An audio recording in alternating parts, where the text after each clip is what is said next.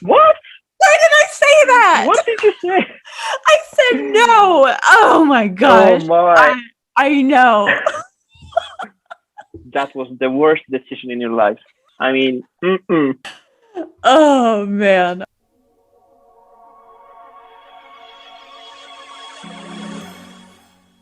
Hi there. Welcome to the WinxForeverPodcast.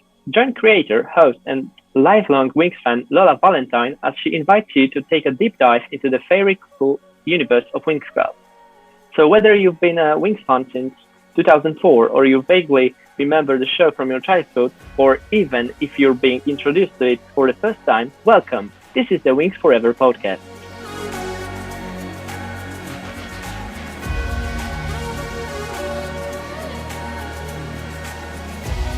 Wow. Welcome to season 2 of the Winx Forever podcast. I have been so looking forward to this episode because today I am joined by my good friend, artist, and longtime Winxer, Jacob. But you probably know him as his username, Cuba016. Did I pronounce that right, Cuba? Yes, that's correct. Cool, Actually, good. Yeah. Great. Well, Jake, welcome. Wow. Can you believe that we've known each other all these years, but this is our first time interacting kind of virtually, but face to face? Yeah, it's like I'm blown. It's blown my mind. Yeah. Same. Well, we know each other for over a decade, and it took us 11 years to finally kind of meet face to face. So right. Yeah. Wild. Yeah. So you've been a Winx Club fan since 2004, like myself. You're OG Winx fan. Do you remember the first time that you saw Winx Club, like the first episode you watched, and what attracted you to kind of this really niche show? You know what?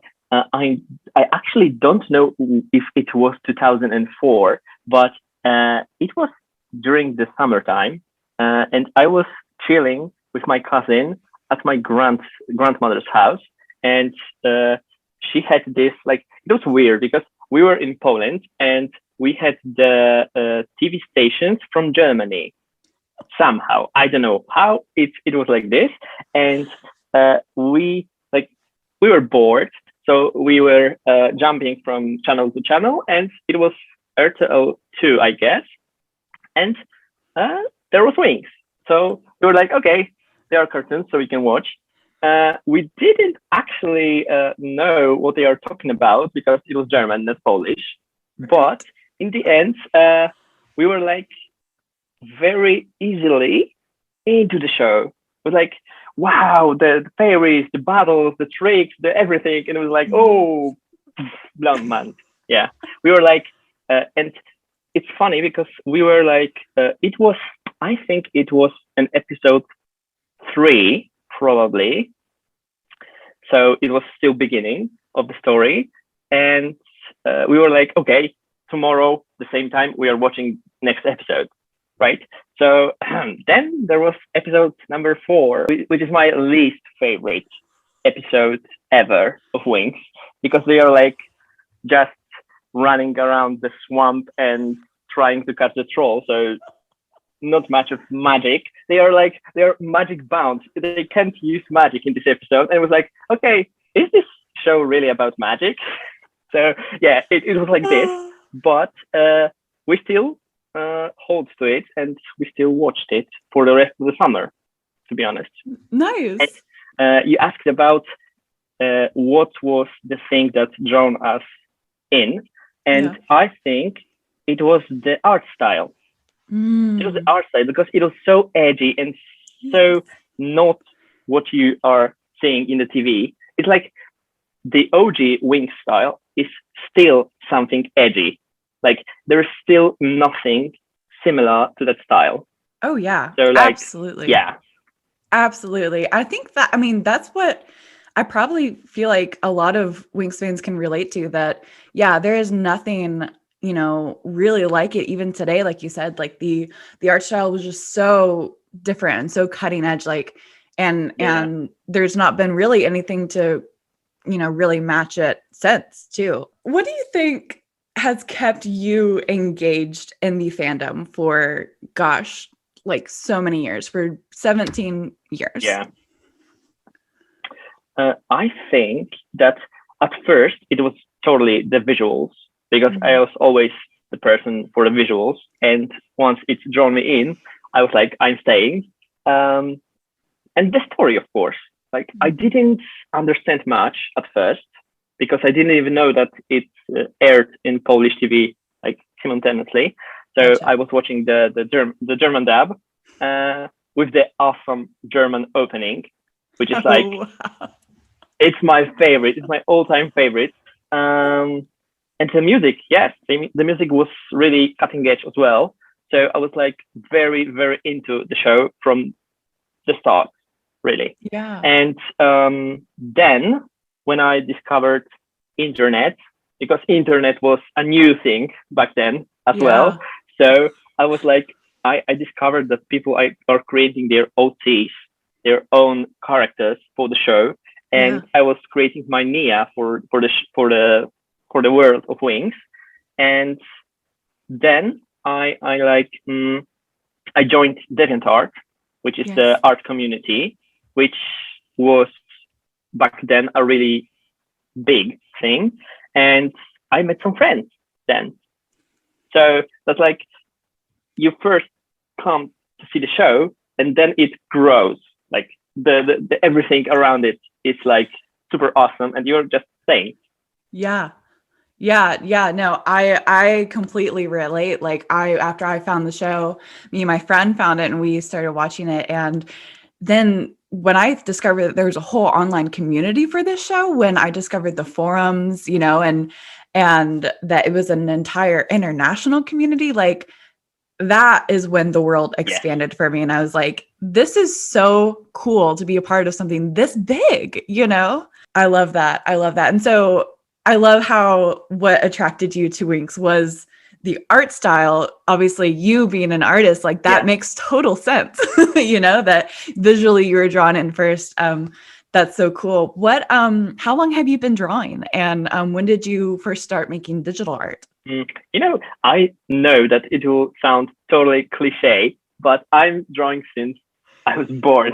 Like, yeah, I was like, when I was going to the primary school, I was like, drawing was like my basic thing to do. When I didn't have anything other to do at the preschool, I was just sitting and drawing anything.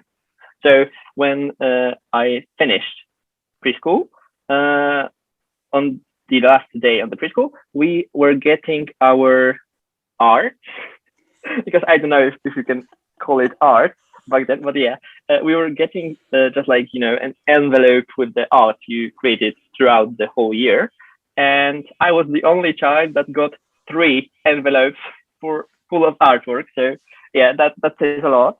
Then, you know, in primary school, we had like mandatory art classes. So I was like, okay, sign in.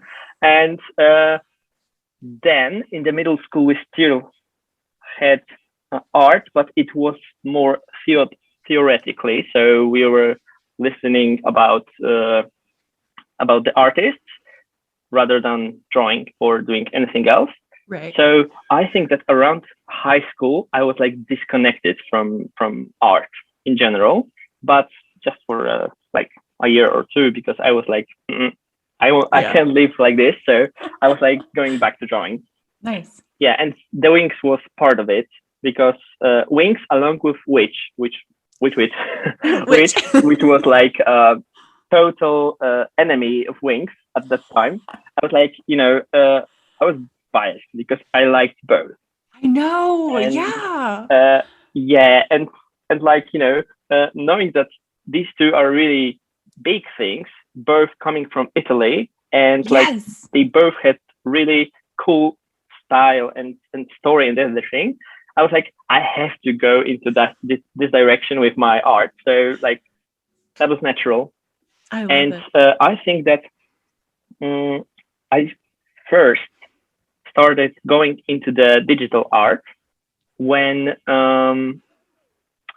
I watched Winx, of course, and I decided to go into animation. I mean, my first digital art are animated transformations of Winx girls into Believix, which we didn't know how it was called back then.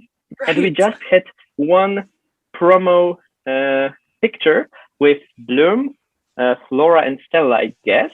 Yes. And we didn't know anything about it. It was this time when just a little bit of information of news was like a big thing. Huge.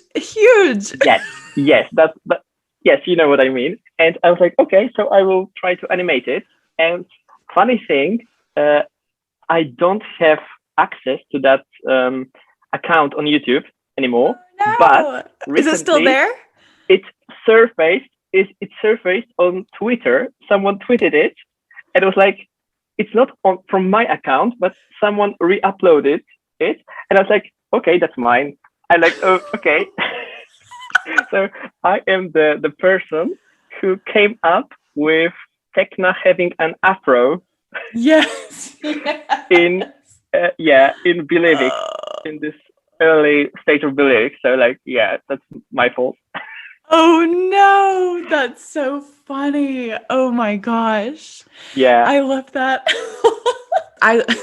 So Witch for me, living in America, like that was like everywhere, like so much, like so there were so many other like witch things than there were Winx things. I remember it was like 2005, my family went to Disney World in Florida, and there was it was like in one of the parks, a huge billboard for Witch.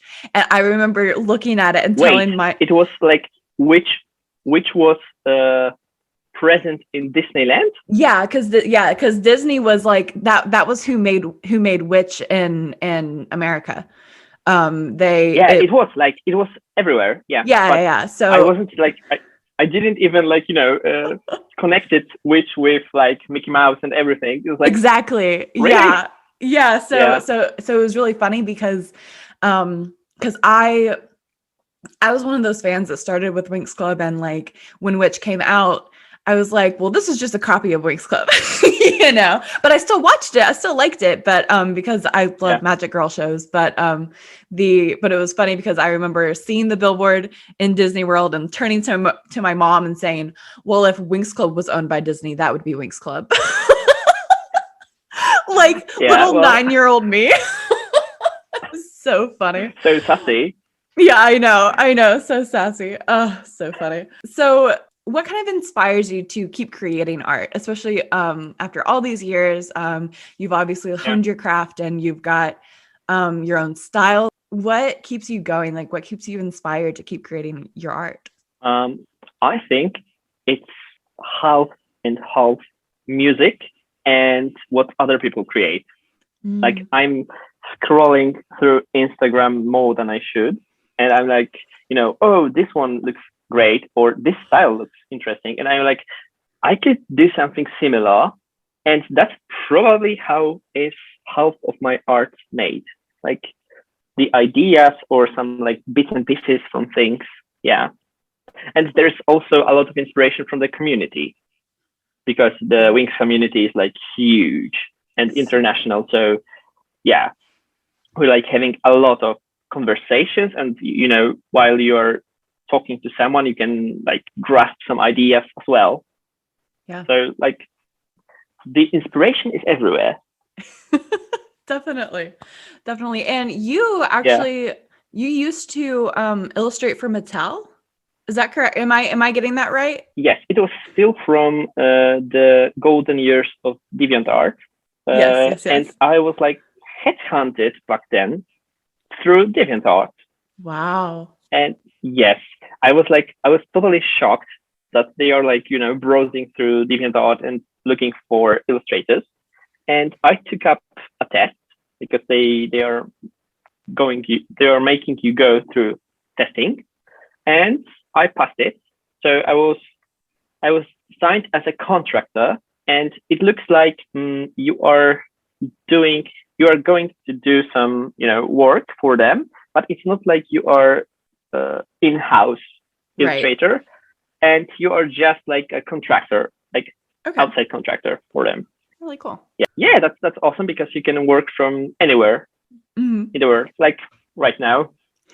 Yeah, Right. but back then it was like it was pre-pandemic thing, and all I did for them actually was some coloring for Ever After High. In the end, Oh, I wow. didn't make any like cover art for Monster For High, Monster. which was Oh one of man. my dreams. Yeah. But it's coming back, so who knows? So Maybe who they will knows? recontract me. Yeah. Yeah, I can do it.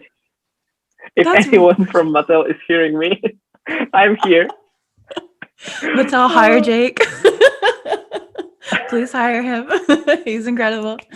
Oh man. Rainbow, you can hear it too. So you said that you get a lot of your inspiration from the people that you follow and those around you. Who are some of your Yeah. favorite artists in the fandom? How much time do we have? Like, I have a few that are like, total inspiration for me. You can just like from the top of my head, I think that Iridescent Tides is someone who you should follow if you don't. And if you don't, I'm like, why you didn't do that earlier? Like, his art is so much vibe, like the colors, the structure, and the patterns. It's like totally crazy for me. Like, I really like Hanzomain, by the way, underline. Yes. I think her name is Elizabeth, but I'm not sure as well. But still, I think that the posing she chooses is like It's so wild. It's good. so fluid. It's so like full of energy. I'm like, I want to do that with my art someday. Yes. We still have like Ines B, who is like queen of the couture style. Queen. Yes. Yes, she slays the couture Slays. style. I'm like blown away every time I see her art. Of course, we don't we can't forget about the OG crew, and here is like Fantasy May, Yes. Sonia, and Biblova. It's Natasha. I don't know if you know her. Oh, She was yes, like, yes. Natasha. you should know her from the magazine. From the magazine, Yes, yes. Ah, yes. She was yes. illustrating the covers for the magazine, and like Mm-hmm. these two were my senseis from back then. I was Yes. starting to draw digitally because of them, and like Fantasime is still drawing as That's far as I great. know, while Natasha branched out and she is actually creating fashion. That's so She's a fashion cool. designer That's in amazing. London. So like that's Yeah. crazy. Yeah. I love Yes. that. Really And cool. I still have like a couple of names. Go for it. Go for it. Yes, please. We can't forget about the comic creators, Oh because no, absolutely. that's like that's like new part of the community, because I don't Honestly. think that it was like that big back then. And I think the first person who started branching out was Dawn from Chocolate Smoothie, Chocolate because smoothie, her yeah. Almost Magical was like I don't know how many years it has already, like before the Yeah. reboot, because it's rebooted Yeah. out right now. But yeah, she was like the first one, so like kudos. And there's also Mike Yodel, who emerged lately, Yeah. but she's doing such a great job with Chronicles of Magics. Yes. And she's making such a great research. I recently read that she has a Discord server where she is consulting people from different backgrounds and with disabilities even, to make the comic more relatable. So like that's like applause. It's amazing. And of course my recent friend Philiam, who is creating Beyond Dimensions, which is like kind of a crossover with Winx and Pokemon, which is like such a, it's like who would have known? you can like connect these two. So like, of course. And I really, really like what Hitomi doll, Hitomi doll is creating. Like the Astro doll was like, yeah, I would definitely buy that. 100%. You're listening to the Winx Forever podcast.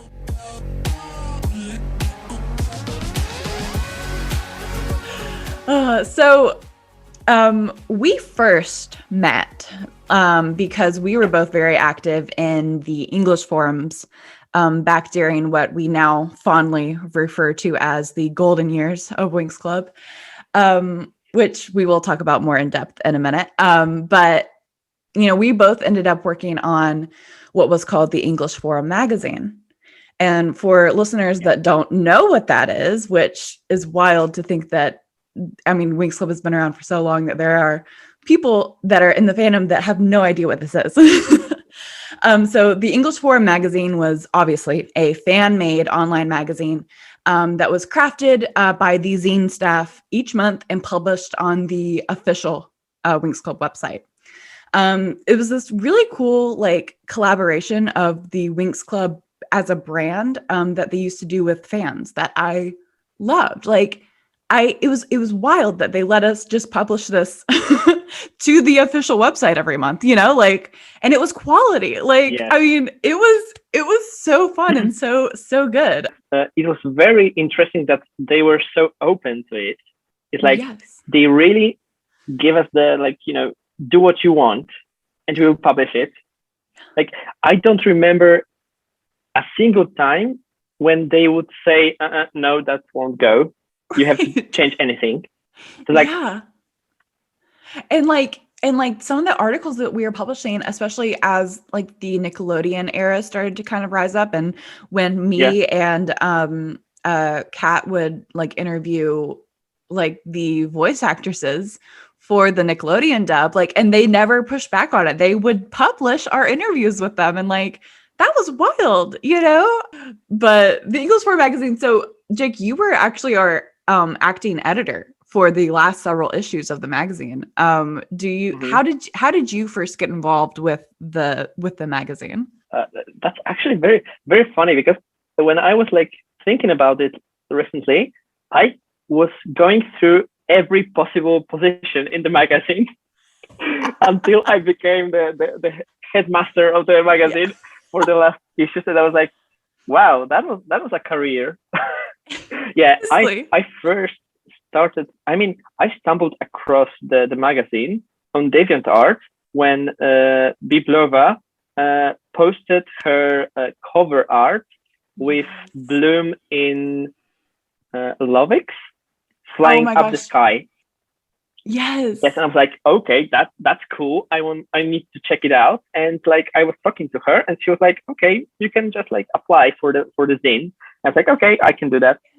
And I started as co-writer of the some of the articles, and I was creating the articles with someone, I don't know who was it, but we were doing the fashion advice.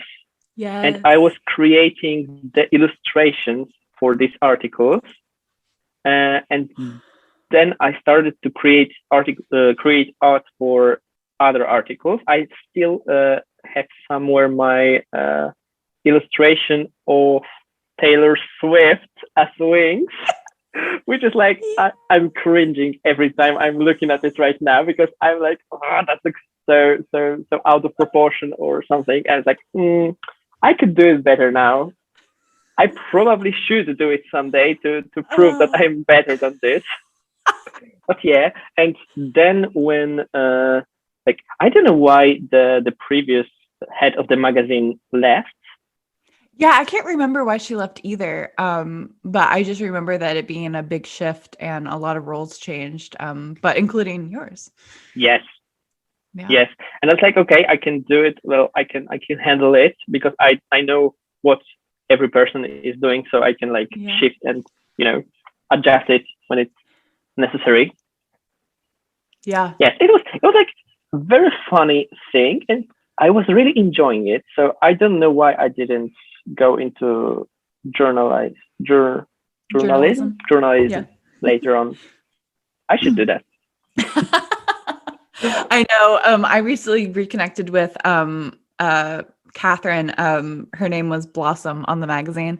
But she and I reconnected, and it was so funny when like we reconnected. We were like, we're real life working professionals now. And she's like, did you ever become a writer? And like, I was like, kind of, I'm a digital marketer, but like, I mean, you have to write in marketing. So, it was just really funny. Really cool, like seeing where all of us kind of ended up, like, it's really cool to see that, a lot of us are still, you know what? creatives. We should do like a special issue, like after the years, like I was thinking the same thing. I was just thinking that. That is so cool. I also reconnected with Ella Anders, and she and I were talking about the same thing the other day. She was like, what if we did like a reunion like issue? And I'm like, please, yes. That would be so cool. Yeah. Yes, so fun. Do you remember the first image that you illustrated for an article of mine? What was it? Remind me, please. Okay, well, technically, the very first image that you illustrated for an article of mine technically would be the interview that I did with Molly Quinn. And so you like illustrated an image of Molly Quinn like reading a script. But the one that I like specifically like directed was the Roxy winter look, where she had like the little panda hat and the like leggings and boots. Yes, I remember that illustration. Yeah. Yeah. It was wild. It was wild. And I'm like looking at it now, I'm like, I would never wear this. It was a fashion article, and I'm like, what was I doing? I mean, it was, 11 years ago, but like still I'm like, what on earth? Yeah. It was fashionable back then. It was fashionable back then. It was, yes. And it will be back soon. You will see. I know. I'm scared for the early 2000s fashion to come back, and I'm like, why would you ever? These kids don't know. Yeah. Again, for the fans that don't that are new here, that are kind of just either getting into Winx, or maybe you weren't around for the golden years of Winx Club. WinxClub.com used to have forums, the message boards that Jake and I have been talking about, different sections where people can create threads. It was just an amazing community. You could discuss Winx Club with like people all over the world, similar to what we do now with, Instagram and Twitter and all these other mediums. But the Winx community is just still very, worldwide, vast, to this day. I mean, we both have friends from all over the world. I mean, you're from Poland, I'm from America, like that's true. all over the world. What is kind of your favorite part of this vast Winx Club community, like just the international Winx community as a whole? I think it's actually diversity, because we are so different, and we are like connected by the Winx. Yeah. Like some of us are in our 30s, like yeah, and some of us like are, they just grew out of diapers. So it's like even the age gap is such a big, and we can still come together and discuss things we like. Yeah. So it's like, it's very diverse, and I really like how it's, how it brings inspiration and sparks creativity. To this day, after 17 or 16 years, we are still like, it's still alive. Yeah. There's like very, very little fandoms that are so alive after such a long time. Oh yeah, absolutely. I can't think of any that have stuck around for this long, and I'll keep saying it. It's because of the fandom, in my opinion. It's because of how creative this fandom is.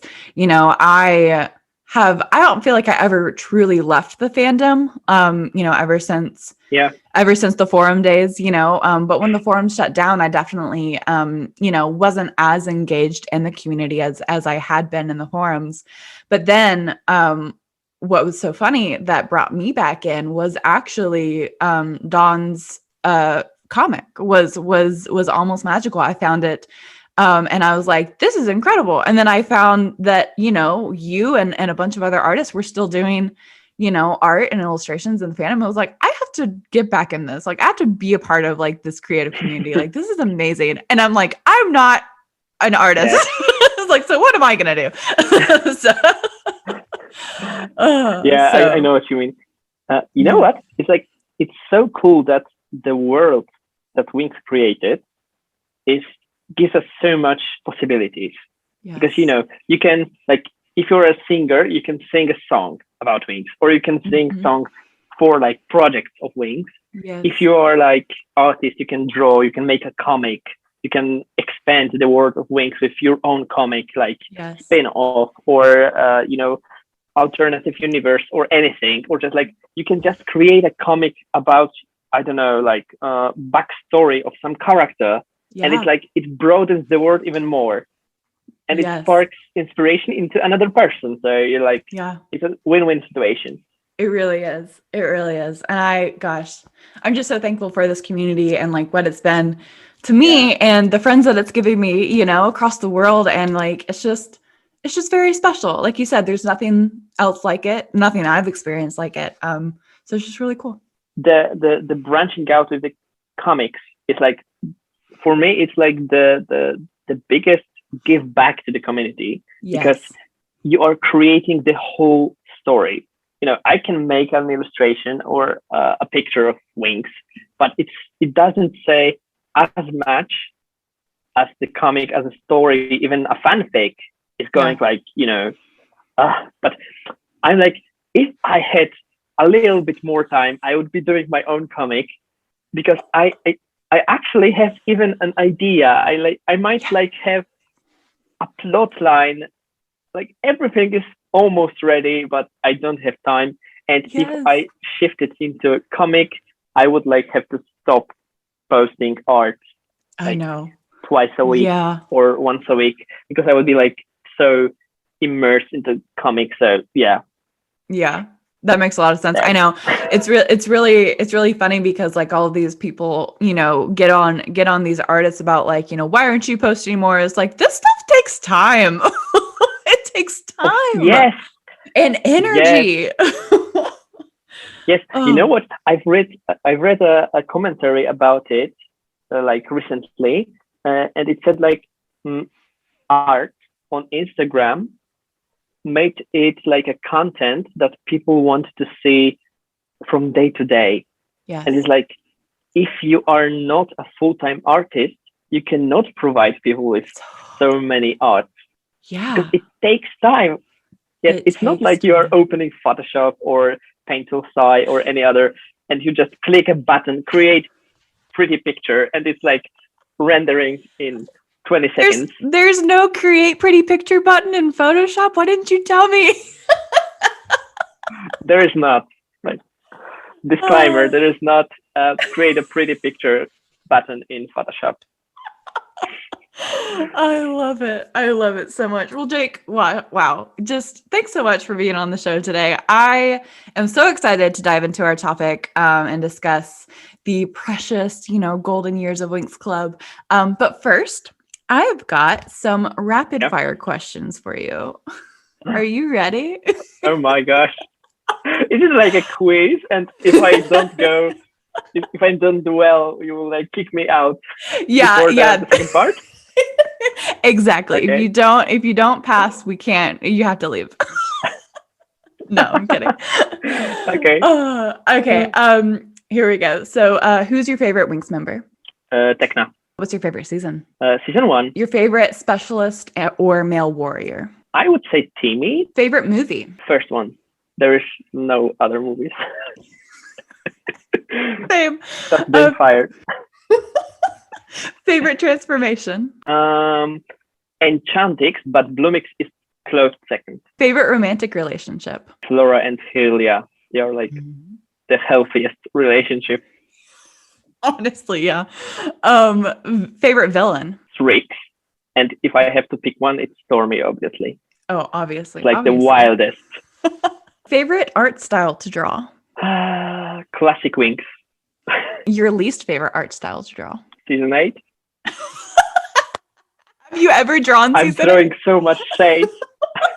I tried twice, I think, once or twice. Like, yeah, I'm giving so much shade today. Gross. No. Well, thank you for humoring us with those questions. We're going to take a quick break, and when we come back, we will be diving into our topic as we discuss the golden years of Winx Club with Cuba016. If you're enjoying this episode of Winx Forever Podcast, follow the show on your favorite streaming platform so that you're notified when new episodes are released. So we're back with our special guest, artist friend and OG Winxer, Cuba016, and it is time to deep dive into our topic. Now, OG Winxers refer to the years between like 2004 to 2009, roughly, as the golden years of Winx Club. Of course, depending on who you ask, some wouldn't include season 4 or Magical Adventure, but I would like to include them in the golden years, but maybe not Magical Adventure, but what would you say? Like, would you say that that's probably a good range of like when those years kind of started and ended? I think so. I mean, it was like the first 3 seasons for sure. Mm-hmm. And I think the 4th season is still one of the OG seasons. It's like, it's like the barrier. Like, once you cross the season 4, you are like on the, you're in the black swamp. You're in the black swamp and you're chasing the troll. That's so funny that that's your least favorite episode, because that was like one of my favorite episodes in season 1, like because it was one of the first ones that I saw, and I remember you saying like I wouldn't have watched Winx Club if that was the first one I saw. Yes, that's true. I mean, like maybe it was because I like I said, I watched it in German because I didn't know why the hell. Sorry, can I use hell in this podcast? That's fine. Okay. Why the hell aren't they using magic to fight the troll, to go out of the swamp? I don't know, like why? Like I thought this was a magic show. Okay, yes, it was a magic show. Like the fairies, the wings, where are the wings? Yeah. What was so special about this era in the franchise? What was it about this time that it just makes Winx so special? As I said, it's probably the visuals from the, like, because once you're a child, you're like drawn to things that are colorful, that are magic, and it's like 100% chance that it will, like, it will stick. It will stay with you for longer, right? And the story, of course. And I think that it was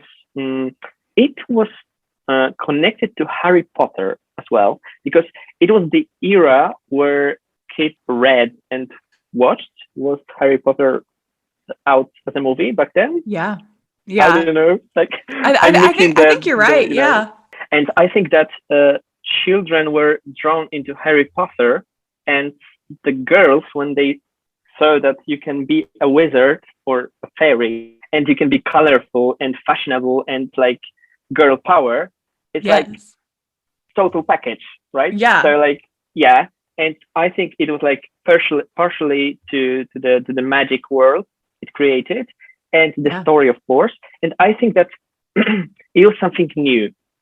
Mm-hmm. So that probably played a big role in the whole picture as well, because there were magical girls show from Japan, from East. But Winx was like first Western animation that went that big, and I think that it was like there wasn't much of internet back then, so it was something you had to wait to watch, you had to wait to see some news about it, some merchandise. So it was like, I think it was something about the anticipation of things, right? Oh yeah. Like today you're like going to internet and you can watch all the episodes, binge watch it like I did 2 weeks ago to prepare for this for this conversation. So I watched again season 2 and season 1, and like I binged it in a week to prepare. But yeah, I think it was like mix of anticipation, magic, and brand new Yeah. brand. Yeah. I absolutely agree. And like for me personally, yeah, it was definitely all of this newness. It was all new. It was a fresh Yes, take on a classic tale of an ordinary person discovering that they have extraordinary powers, and getting whisked away into this other realm that, they began learning magic and began, falling in love and making friends and fighting evil. Like yes, it was everything that kids, especially then, like you said, with the Harry Potter series, was so into, but it brought in that element of girl power. It brought in that element of, storytelling, world creating, world building, that really just like, truly we watched this magical world unfold, and it was limited, right? yes, Like you said, like it wasn't back in, the internet was kind of just taking off, like, there wasn't the communities like we have now, and we did have to wait every week for the new episode. And yes. I remember I was telling my husband before I got on, because I like woke up earlier on a Saturday, which is like something I never do, to prepare for the podcast. And I was like, this reminds me of like when I would wake up on Saturday mornings and like watch Winx Club, because it was, for some reason in America, like it aired on Saturday mornings super early. Like it was like one of the first ones in the kids like slot, like Yeah, on TV. And I was like, I always had to wake up at like 7 a.m. to watch Winx Club, like always, every Saturday morning. And so like it was, it was the anticipation building, and it was like just so cool. And I think yes, that because especially it was so hard to get in America because of its like limited licensing, I guess. Like, we had the Mattel dolls, we had the 4Kids, the 4Kids dub. Dab. And Yeah, and that's all we had. legendary. Yes. I honestly, I love the 4Kids dub. To me, it's like the best voice acting that we have in the franchise. I'm probably I gonna get still dragged have to for watch it. that. Really? I You've never seen it? Yes, yeah. I You're like. I've watched some episodes in German, as I said. I watched right. all the Polish dubs because Yeah. we had two dubs as well. Because Oh we wow. first had one dub that was on like Polish children TV channel, and Yeah. then when Winx went to Icon. Nickelodeon, Yeah. yeah, it's like switched to Nickelodeon, so they Mm. redubbed the first Wow. seasons. Yeah, so it's like we have two dubbings as well. But yeah, I still have to watch the 4Kids dub. But you've Like, seen the and right English? while you were some episodes, yes, and I even saw some episodes in Italian as well, because Yes. like Yes. season 3 was at the time I didn't have cable TV, so I was like, and it was, hmm, I think it was premiering on summer somewhere, like somewhere between like the school break, and Yeah. I could like just as you said, I could wake up early, tune in to Ray Due, yes, Ray Yeah. Due, and watch the Enchanted saga. I remember Yeah. I was at a friend's house. It was my friend's birthday, and I got her the Winx like season 2 Layla doll, Aisha Layla doll. She was, I know, and like it's so hard to find now, and like it's so expensive. And I got it for her birthday, and because season 2 was premiering that weekend, and then years later, when she was like, I don't like Winx Club anymore. Do you want my dolls? And I was like, I said no. Why did I say that? What? Why did I say that? What did you say? I said no. Oh my Oh gosh. my! I know. That was the worst decision in your life. I mean, you can't stop this. Oh man, But awful. that's good. That's good. You want to do worse. So like, life is good right now. Life is good. I'll From never now have. on, yeah. Oh my gosh. Plus, you learned your lesson, so I've learned you're my good. lesson. If anyone ever offers me a Like, free season 2 Mattel Layla Aisha doll, frick. I can't believe I did that. Yeah. I was like Someone who are 12. like, if someone who is listening to us wants to donate some dolls from Mattel, we are here. Yeah, honestly, Mattel, like, Yeah. hook us up. For Winx Club being what it was in 2004, just this trailblazing, like, standard setting franchise. For Rainbow to be compared to Disney, even in this era, like, and for them to come from that to what we have now is just jarring. It's That's how true. did that happen? I don't know, but you know what? I think it might be just like my opinion, but seasons 1 to 3 were like a show accompanied by the doll.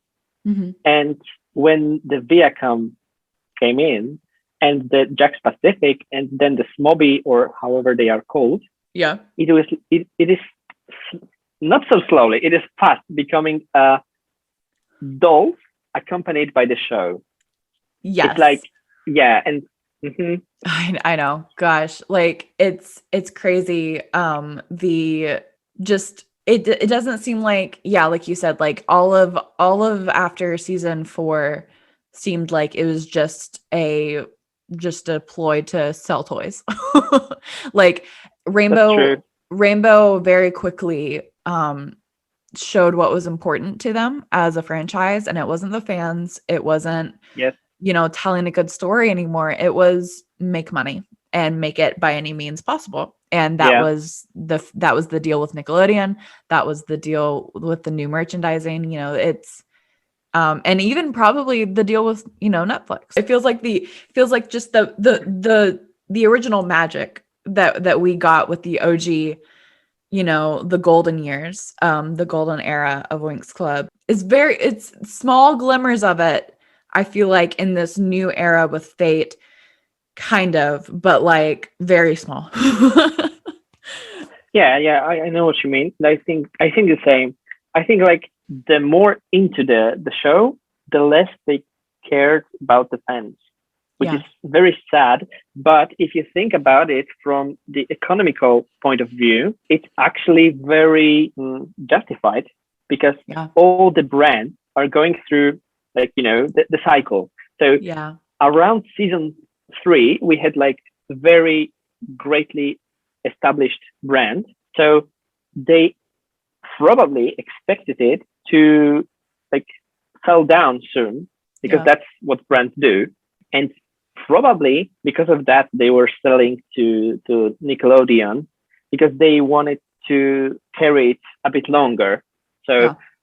that's probably why we got like the plot holes and everything. Like, that's unfortunate for us fans, but it's like Mhm. the best decision for them as a company. Yeah. Yeah. I can imagine what it's like to try to manage a franchise this large. Like to have Yes, so many things going at once in so many different markets. Like Winx Club has aired in over 250 countries. That's huge. That's insane. So yes, like to I mean, of course there's going to be inconsistencies. There's going to be inconsistencies in stories across that many dubs, like there's, yeah, licensing issues, there's, stuff like that. That's almost a given. But what's crazy to me is thinking about, I can't get over that they were compared to Disney in 2004, 2005, and the fact that they didn't look at their competitors and learn from their competitors. And me as a marketing person, especially, like that's the first thing I do when I do a kind of a media analysis is what are the competitors doing, what are other yeah. people in this space doing, and to think Yeah, that they didn't. benchmarking is what you had to do, It's what you have Rainbow. to do. Like hire us. Yes, of course.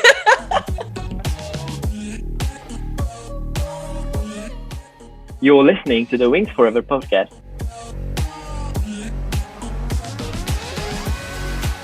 As a creative, like what stood out to you about these golden years of Winx Club in the art and production and storytelling that made this era what it is?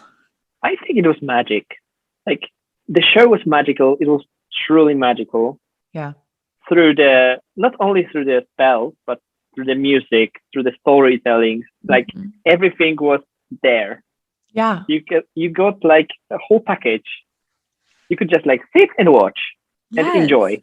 Like yes, and I think maybe it was partially because we were younger and we didn't expect that much. That's true. So we remember it as something special for us back then.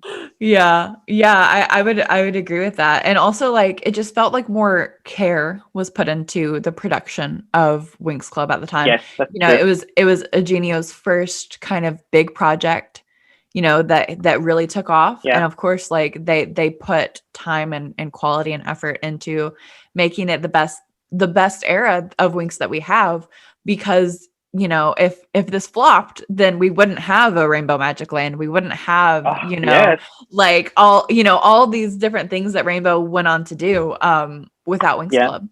And so, you can really tell the time and the attention to detail for the most part. It was there. Even just the,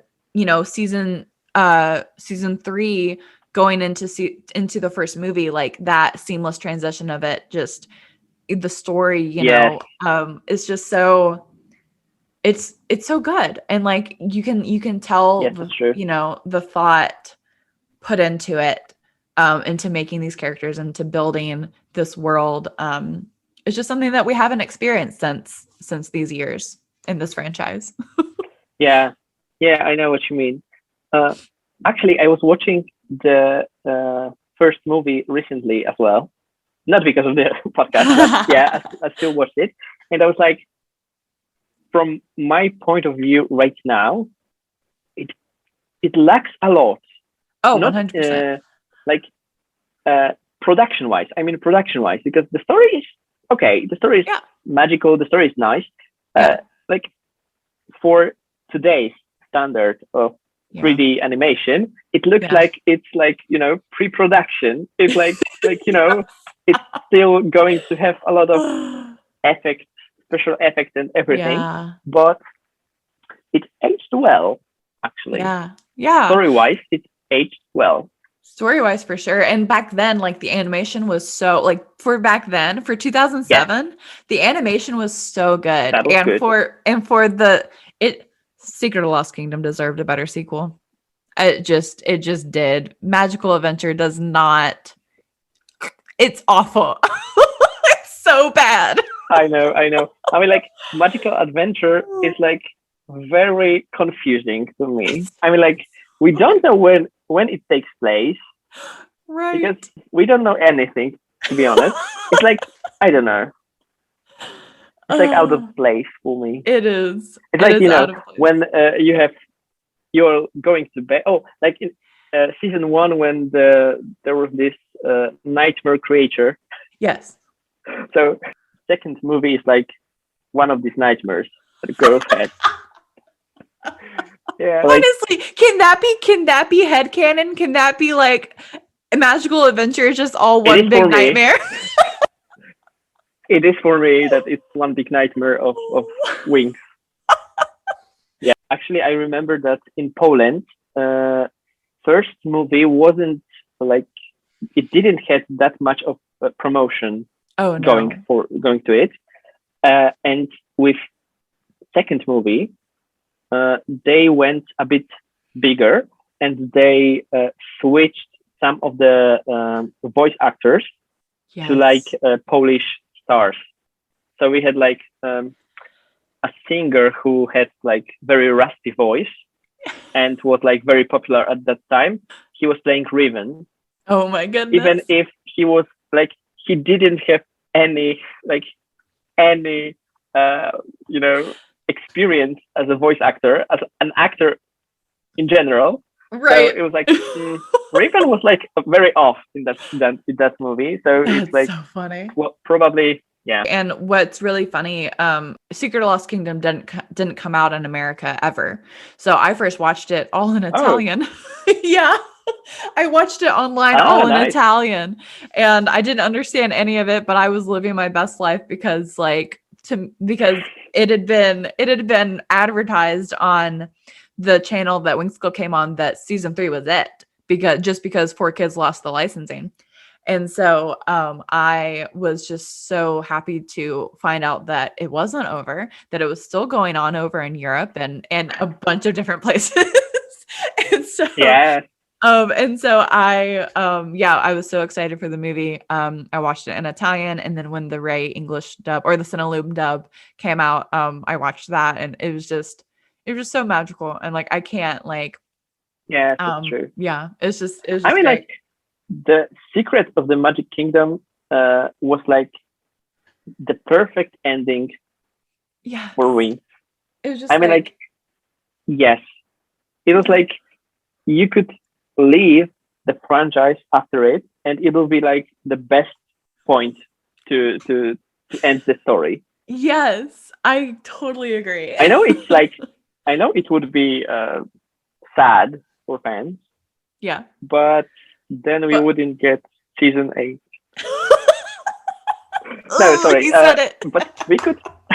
The Yeah, potential, like the potential of this franchise is endless, obviously. It's just that's true. it's just very interesting to see that like the fans honestly are the best part of this franchise because we care. I Yes, feel like sometimes we care a lot more about the integrity of the show than the actual than the actual franchise that's itself. true. In your opinion, what will it take from Eugenio Straffi and Rainbow to get the magic back of the golden years of Winx Club? I think the like it's so easy. Just listen to the fans. Like, just listen to the fans that want to be invested in the story, that want to invest in your merchandise. Mhm. Like, maybe shifting from very young kids to people who still have nostalgia for the show would Yeah, be the best option for them. I mean, look at Sailor Moon. It's still a big fandom, and it's it's like timeless. all the merchandise is probably made for the collectors. For sure. For sure. So like branch it out to the different focus groups. Like Yeah. make it for us. Make it back for us. Yeah. I think Like, I I would think that's agree. like, yes, it's very, very simple. Plus try to fill in plot holes.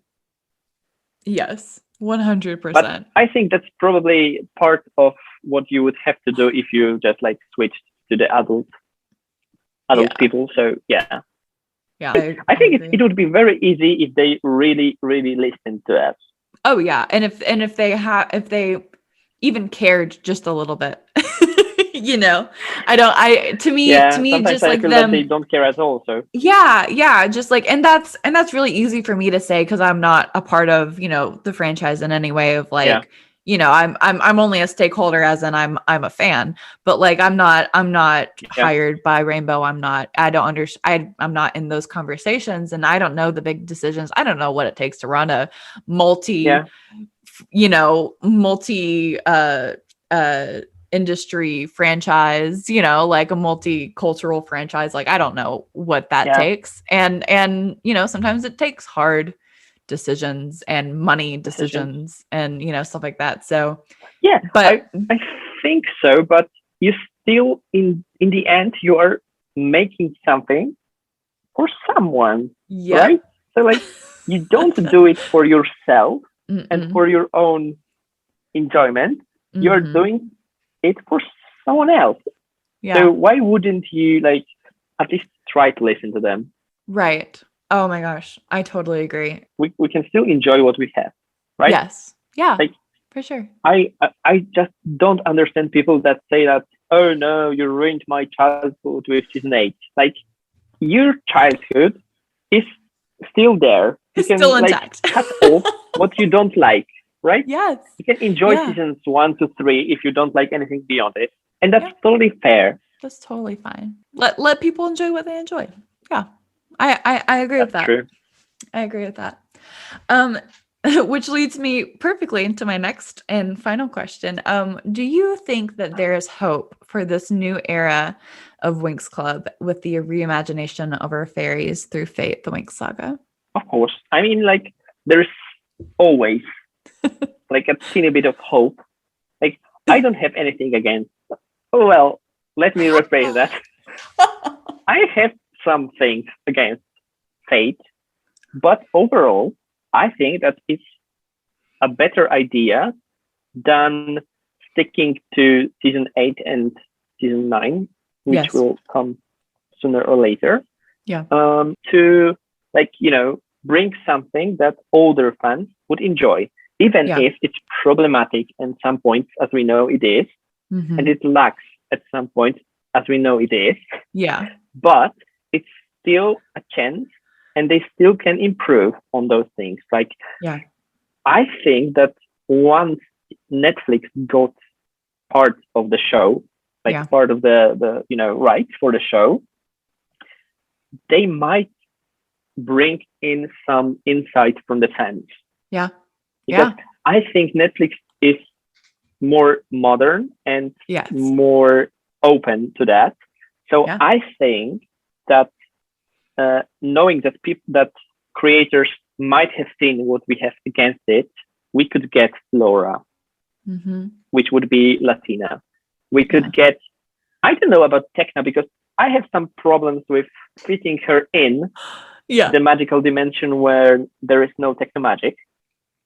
Yeah. We can still have more transformations or better transformations if Yeah. actually I don't have anything against just getting wings, power wings, and like flashing lights in their eyes. Yeah. But I think that, like, the fashion, everything, there is always some ways to improve that. Yeah. And once they listen to the fans, Mm-hmm. it will all get better.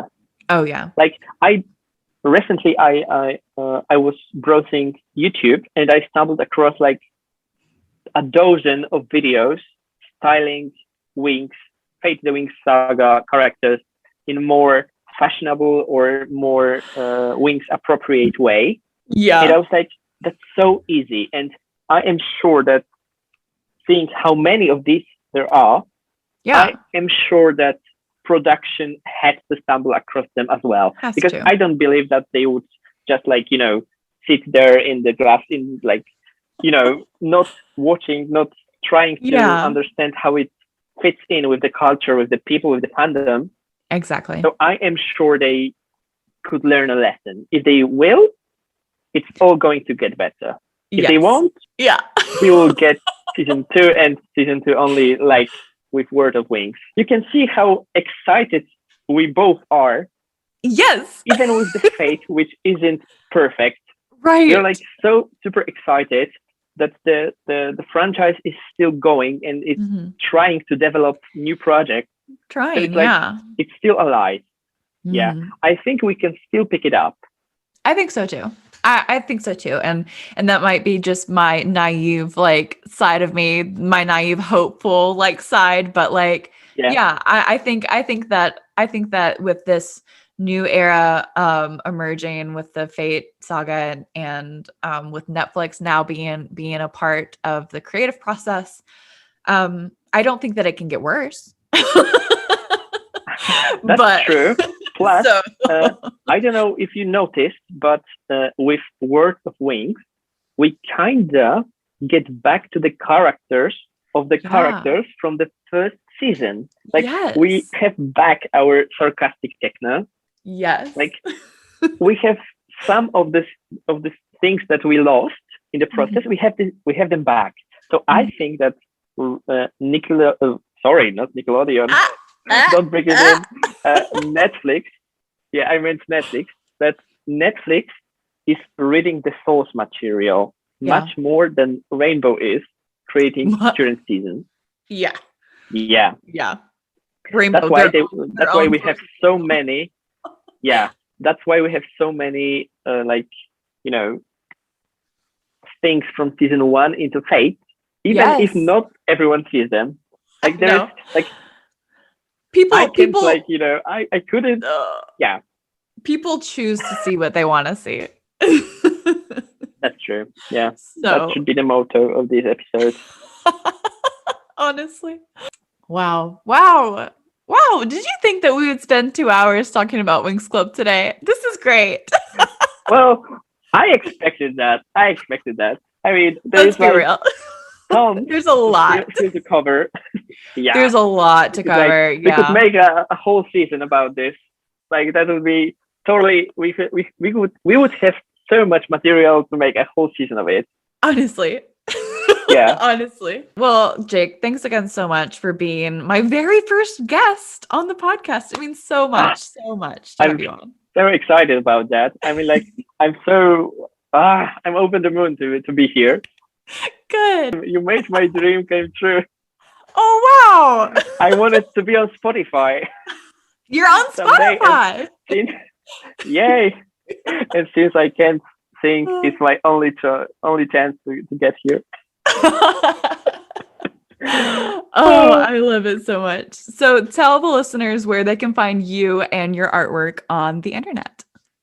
Well, I'm actually probably everywhere on social media. I mean, I'm on Twitter, but I'm trying to be consistent with Twitter, but it's not my first choice, I would say. Yeah. I am still faithful to DeviantArt, where I post every picture I made. I am on Instagram, of course, and I even opened Artful. It's this new, Instagram, kind of thing for artists, but I'm not sure how long it will hold. Okay. So that's probably it, I would say. Is there anything else? Is there any other social media I can be on? Facebook? Well, there's Facebook, but I'm not using Facebook for my art much. So probably maybe a Patreon, but that's for the future plans. Exciting. Yes. How that goes. Yeah. Absolutely. Cool. Branching out. Branching out indeed. Yeah, and I'm love everywhere by Cuba 016. So awesome. Well, Jake, thanks so much for just being on, and be sure to connect with him on Instagram and all the places.